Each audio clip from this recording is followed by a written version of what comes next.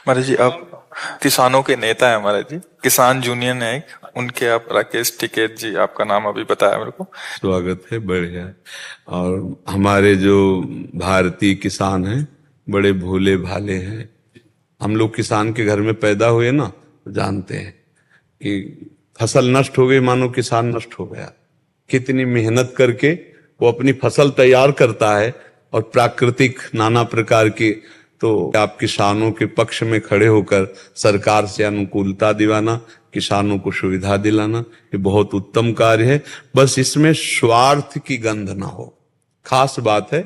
अगर हम स्वार्थ में कपट होती कि हम बात आपकी प्रीता की कर रहे हैं लेकिन उसमें मेरे स्वार्थ की पूर्ति की बात है, तो फिर वो परमार्थ नहीं रहेगा। और अगर हम परमार्थ का बहुत दूसरे के हित के लिए अपने प्राणों की भी बाजी लगा देते हैं तो इस लोक और परलोक में सब जगह मंगल होगा।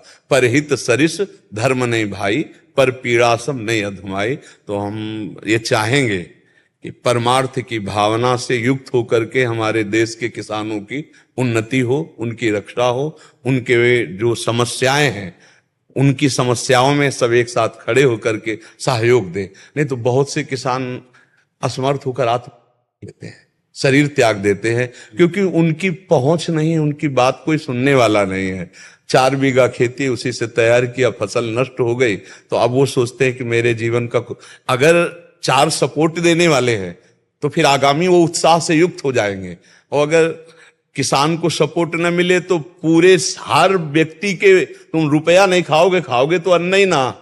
हम कह रहे 50 लाख रुपया महीना कमाते तो रुपया खाओगे दाल रोटी, और दाल रोटी पैदा करता किसान। और उसकी अगर सुविधा नहीं बनी, उसकी व्यवस्था नहीं हुई, उसको सपोर्ट नहीं हुआ, तो तुम सोना चांदी नहीं खाओगे, रुपया नहीं खाओगे, दाल रोटी खाओगे, चावल खाओगे, और वो किसान पैदा कर रहा है। तो भारत की मुख्य जड़ ये किसान है, जो प्राणों का पोषण होता है, और प्राणों का पोषण करने वाला अन्नदाता किसान है, और उसकी तरफ प्रायः सबकी दृष्टि नहीं रहती। तो बहुत उत्तम है कि आप लोग निस्वार्थ भाव से आगे बढ़कर किसानों को जागृत करें, उनका आत्म उत्साह प्रबल करें, वो कभी ऐसी परिस्थितियों में अपने शरीर को न नष्ट करें, एक दूसरे का सहयोग करके उनको पुष्ट किया जाए। क्योंकि अगर संसार में सही पूछो तो भगवान के बाद दूसरा अन्नदाता किसान ही है, जो रात रात भर गेहूं में पानी लगाता है, ठंडी में जब कोई रजाई से नहीं निकलता, और वो गेहूं कम पैसे में बिक करके बड़े बड़े लोग खाते पीते हैं चैन से। और उसका बेचारे का जो हालत होता है कि सिंचाई, खाद, पानी, लड़का बच्चा की पढ़ाई, और उसके बाद भी अगर कहीं प्रकृति विपरीत हो गई तो अन्न का भाव नष्ट। सरसों की फसल तैयार, हम लोग किसान के घर पैदा है, सरसों की फसल तैयार है, कल सुबह कटनी है, शाम के बादल है।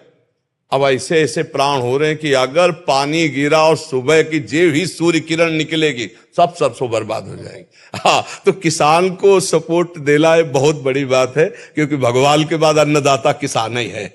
चाहे जितने बड़े पद में कोई बैठा हो, वो दाल रोटी खाएगा, वो एक उस किसान की है जो असुविधा से जी रहा है। किसान बड़ा तपस्वी जीवन होता है, बड़ा तपस्वी जीवन। जिस सर्दी में कोई निकलना नहीं चाहता, उस सर्दी में वो कोट पहन के पानी नहीं लगा सकता। अब तो सुविधा हो गई ट्रैक्टर वाली भाई, नहीं तो पीछे एक फार का हर था, बैल से मतलब 6-6, 8-8 घंटे जुताई होती थी। तो अब तो मान लो 20-25 मिनट में ट्रैक्टर से जोत लिया। ले तो किसानी का जो रंग पूर्व में था बहुत कष्टप्रद, हाँ बहुत कष्टप्रद था। अब तो सब सिंचाई की सुविधाएं हो रही। तो आप हमारे भारत के किसानों को जागृत करें। बात ये देखनी है कि हमारे किसानों को सुख मिले, उसमें हमारा कोई स्वार्थ पर्सनल ना हो, हमारा कोई नाम रोशन या जगत प्रीति की, यश कीर्ति की भावना ना हो, किसान की प्रीता की भावना हो, क्योंकि किसान से ही सब कुछ है।